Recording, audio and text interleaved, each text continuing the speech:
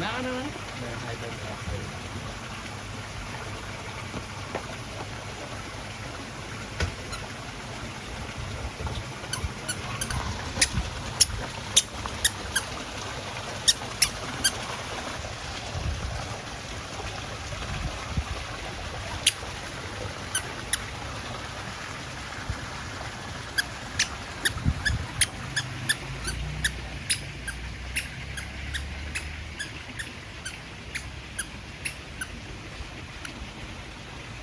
Ngồi Vinh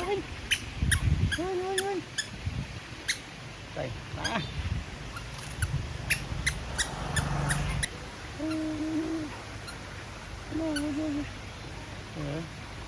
chắc là pu nó bả đó nè nè anh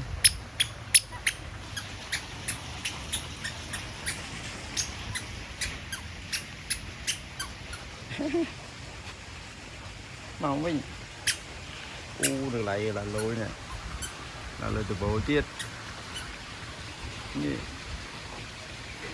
em mỏ á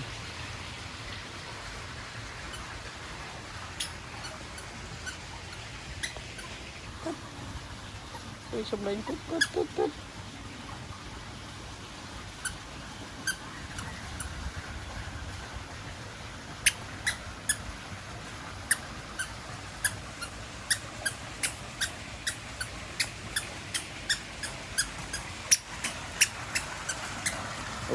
motor clear.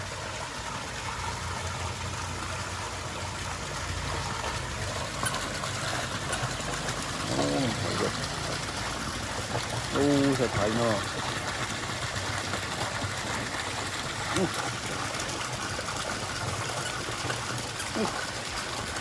Lắc cái áo.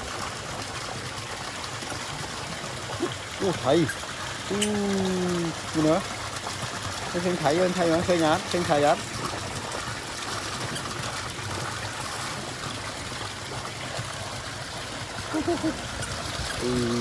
Nè, thầy thọ nó.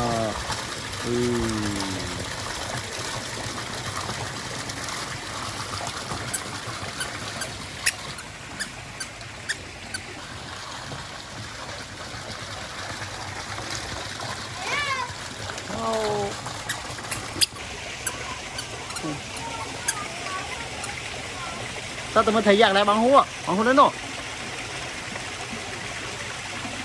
tay lên tay dạ nô nè thầy gì ạ thầy dạ bên nó khó mà ta tụi nó tay tụi một tí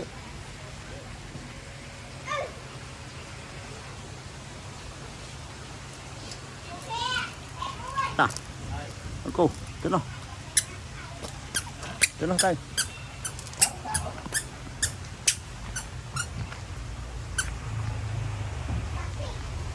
nè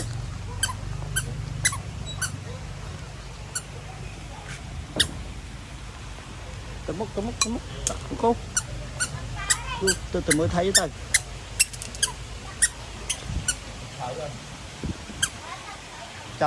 Tăng chi túc à.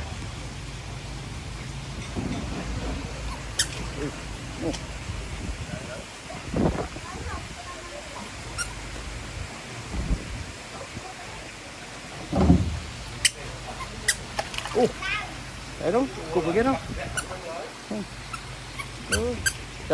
Chặt châu tắc á, đi hùa.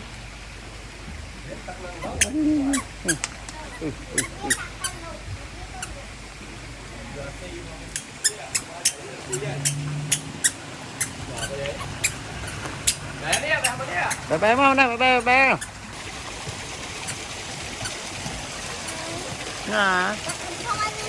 Nè.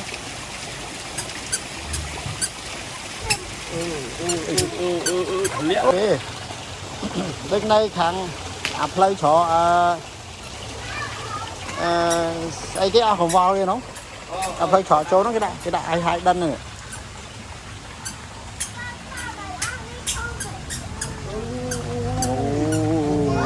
trong cái trúc này nè mình trúc kia đây